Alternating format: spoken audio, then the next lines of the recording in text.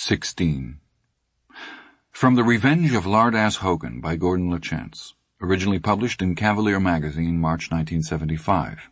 Used by permission. They came up onto the platform one by one, and stood behind a long trestle table covered with a linen cloth. The table was stacked high with pies and stood at the edge of the platform. Above it were looped necklaces of bare 100-watt bulbs, moths and night flyers banging softly against them and haloing them. Above the platform, bathed in spotlights, was a long sign which read, "The Great Gretna Pie Eat of 1960. To either side of this sign hung battered loudspeakers supplied by Chuck Day of the Great Day Appliance Shop. Bill Travis, the reigning champion, was Chuck's cousin. As each contestant came up, his hands bound behind him and his shirt front open, like Sidney Carton on his way to the guillotine, Mayor Charbonneau would announce his name over Chuck's PA system and tie a large white bib around his neck. Calvin Speer received token applause only. In spite of his belly, which was the size of a 20-gallon water barrel, he was considered an underdog, second only to the Hogan Kid. Most considered Lardass a comer, but too young and inexperienced to do much this year. After Speer, Bob Cormier was introduced. Cormier was a disc jockey who did a popular afternoon program at WLAM in Lewiston. He got a bigger hand, accompanied by a few screams from the teenage girls in the audience. The girls thought he was cute. John Wiggins, principal of Gretna Elementary School, followed Cormier. He received a hearty cheer from the older section of the audience and a few scattered boos from the fractious members of his student body. Wiggins managed to beam paternally and frown sternly down on the audience at the same time. Next, Mayor Charbonneau introduced Lardass. "A new participant in the annual Great Gretna Pie Eat, but one we expect great things from in the future, young Master David Hogan." Lardass got a big round of applause as Mayor Charbonneau tied on his bib, and as it was dying away, a rehearsed Greek chorus, just beyond the reach of the 100-watt bulbs, cried out in wicked unison, "Go get 'em, Lardass!" There were muffled shrieks of laughter, running footsteps, a few shadows that no one could or would identify, some nervous laughter, some judicial frowns, the largest from His Honor Charbonneau, the most visible figure of authority. Lardass himself appeared not to even notice. The small smile greasing his thick lips and creasing his thick chops did not change, as the mayor, still frowning largely, tied his bib around his neck and told him not to pay any attention to fools in the audience, as if the mayor had even the faintest inkling of what monstrous fools Lardass Hogan had suffered and would continue to suffer as he rumbled through life like a Nazi tiger tank. The mayor's breath was warm and smelled of beer. The last contestant to mount the bunting-decorated stage drew the loudest and most sustained applause. This was the legendary Bill Travis, 6 feet 5 inches tall, gangling, voracious. Travis was a mechanic at the local Amico station down by the rail yard, a likable fellow if there ever was one. It was common knowledge around town that there was more involved in the Great Gretna Pie Eat than a mere $5. At least for Bill Travis there was. There were 2 reasons for this. First, people always came by the station to congratulate Bill after he won the contest, and most everyone who came to congratulate stayed to get his gas tank filled. And the 2 garage bays were sometimes booked up for a solid month after the contest. Folks would come in to get a muffler replaced or their wheel bearings greased, and would sit in the theater chairs ranged along one wall. Jerry Molling, who owned the Amico, had salvaged them from the old Gem Theater when it was torn down in 1957, drinking Cokes and Moxies from out of the machine and gassing with Bill about the contest as he changed spark plugs or rolled around on a crawly wheelie under someone's International Harvester pickup, looking for holes in the exhaust system. Bill always seemed willing to talk, which was one of the reasons he was so well liked in Gretna. There was some dispute around town as to whether Jerry Molling gave Bill a flat bonus for the extra business his yearly feat, or yearly eat if you prefer, brought in, or if he got an out-and-out raise. Whatever way it was, there could be no doubt that Travis did much better than most small-town wrench jockeys. He had a nice-looking two-story ranch out on the Sabattis Road, and certain snide people referred to it as the house that Pies built. That was probably an exaggeration, but Bill had it coming another way, which brings us to the second reason there was more in it for Travis than just $5. The Pie-Eat was a hot wagering event in Gretna. Perhaps most people only came to laugh, but a goodly minority also came to lay their money down. Contestants were observed and discussed by these bettors as ardently as thoroughbreds are observed and discussed by racing touts. The wagerers accosted contestants' friends, relatives, even mere acquaintances. They pried out any and all details concerning the contestants' eating habits. There was always a lot of discussion about that year's official pie.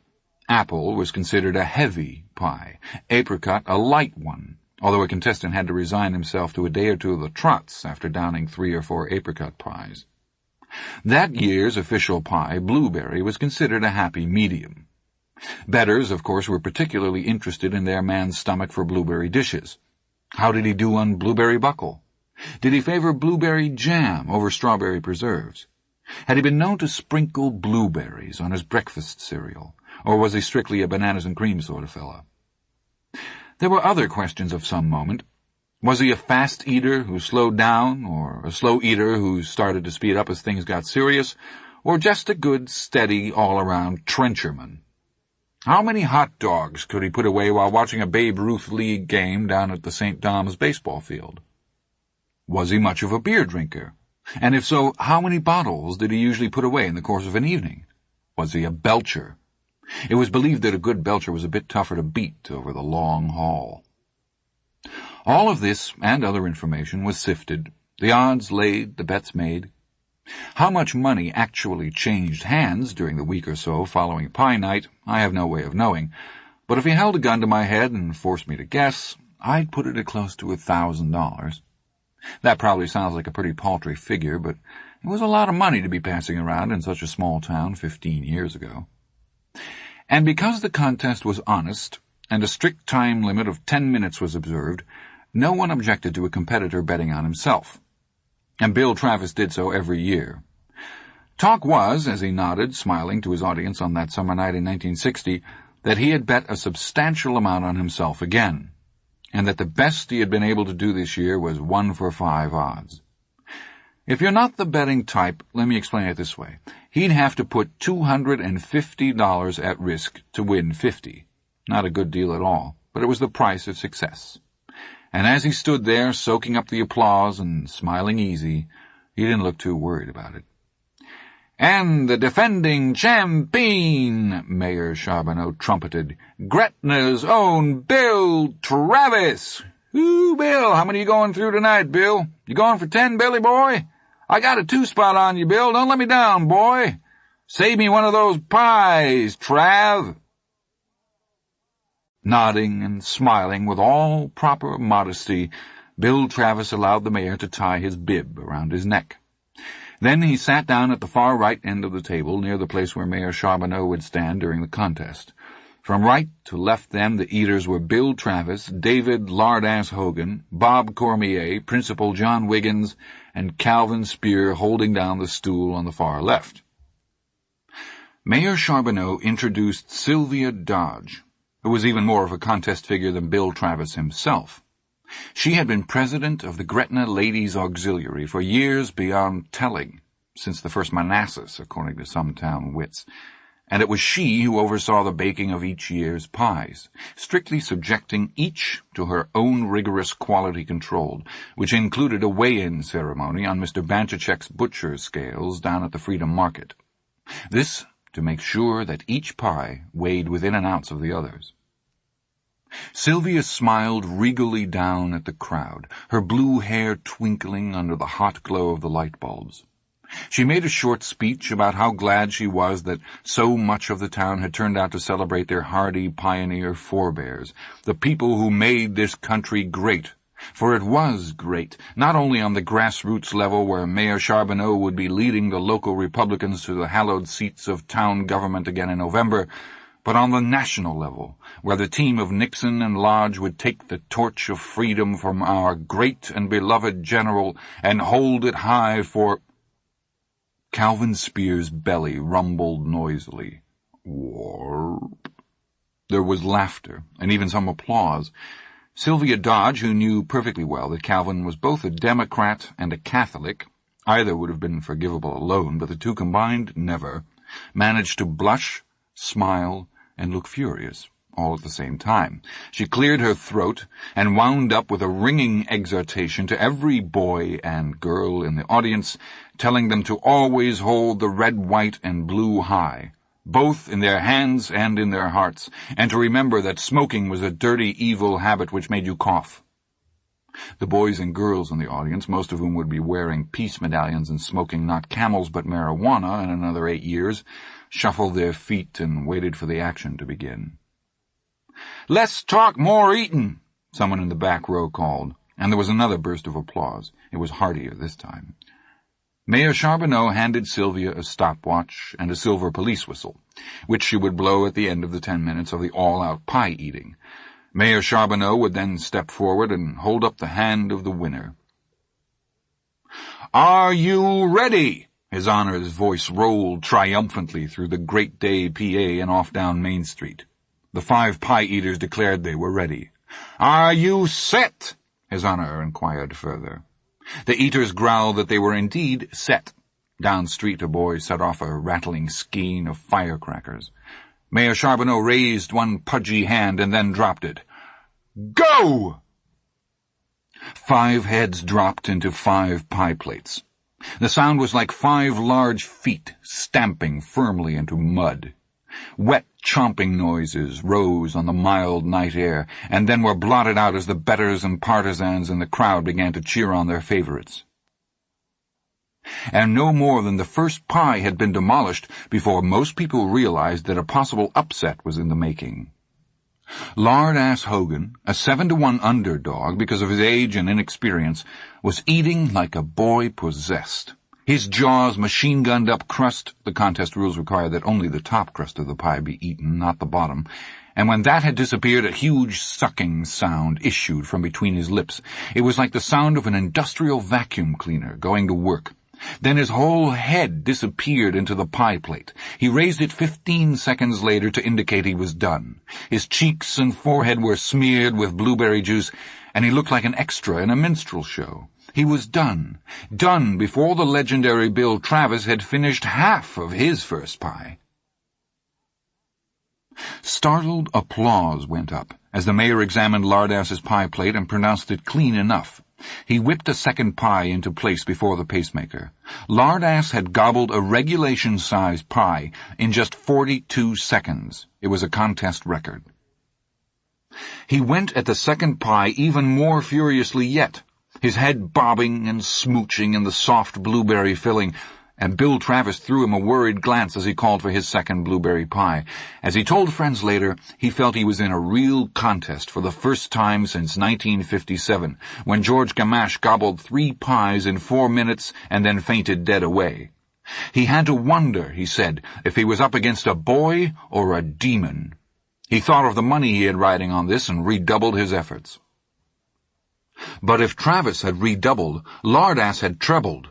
Blueberries flew from his second pie dish, staining the tablecloth around him like a Jackson Pollock painting. There were blueberries in his hair, blueberries on his bib, blueberries standing out on his forehead, as if, in an agony of concentration, he had actually begun to sweat blueberries. "Done!" he cried, lifting his head from his second pie dish before Bill Travis had even consumed the crust on his new pie. "Better slow down, boy," His Honor murmured. Charbonneau himself had $10 riding on Bill Travis. "You gotta pace yourself if you want to hold out." It was as if Lardass hadn't heard. He tore into his third pie with lunatic speed, jaws moving with lightning rapidity, and then... But I must interrupt for a moment to tell you that there was an empty bottle in the medicine cabinet at Lardass Hogan's house. Earlier, that bottle had been 3/4 full of pearl-yellow castor oil, perhaps the most noxious fluid that the good Lord in his infinite wisdom ever allowed upon or beneath the face of the earth. Lardass had emptied the bottle himself, drinking every last drop and then licking the rim, his mouth twisting, his belly gagging sourly, his brain filled with thoughts of sweet revenge. And as he rapidly worked his way through his third pie, Calvin Speer, dead last as predicted, had not yet finished his first, Lardass began to deliberately torture himself with grisly fantasies. He was not eating pies at all. He was eating cow flops. He was eating great big gobs of greasy grimy gopher guts. He was eating diced-up woodchuck intestines with blueberry sauce poured over them. Rancid blueberry sauce. He finished his third pie and called for his fourth, now one full pie ahead of the legendary Bill Travis. The fickle crowd, sensing a new and unexpected champ in the making, began to cheer him on lustily. But Lardass had no hope or intention of winning. He could not have continued at the pace he was currently setting if his own mother's life had been the prize, and besides, winning for him was losing. Revenge was the only blue ribbon he sought. His belly groaning with castor oil, his throat opening and closing sickly, he finished his fourth pie and called for his fifth, the ultimate pie, blueberries become Electra, so to speak.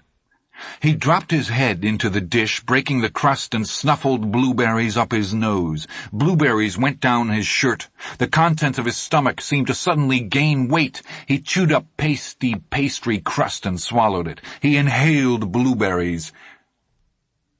And suddenly the moment of revenge was at hand. His stomach, loaded beyond endurance, revolted. It clenched like a strong hand encased in a slick rubber glove. His throat opened. Lardass raised his head. He grinned at Bill Travis with blue teeth. Puke rumbled up his throat like a 6-ton Peterbilt shooting through a tunnel.